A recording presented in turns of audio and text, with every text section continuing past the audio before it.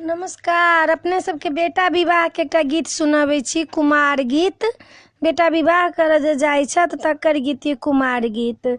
जाहि दिन आहो बाबू तोहर जनम भेल आन पानी ने सोहाए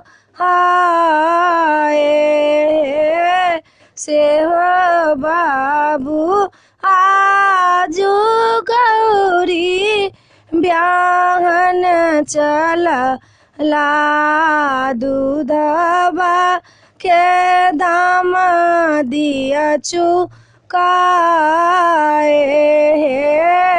दूधबा के दाना आमा हमने चुकाए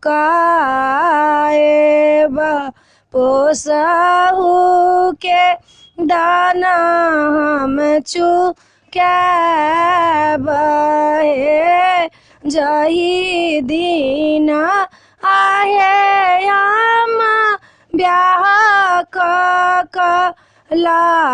कलाएब धनी है त चेरिया तो हार है जाबा तो है जीवा आमा सेवा हम करब धनी है त चेरिया तो हार है नित उठी आहे आमा चरण दबाए त नित उठी चरण के धोत है।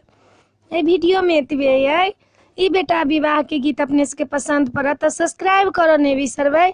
सब्सक्राइब जरूर करबै आ कहबै जरूर जय मिथिला जय भोला बाबा।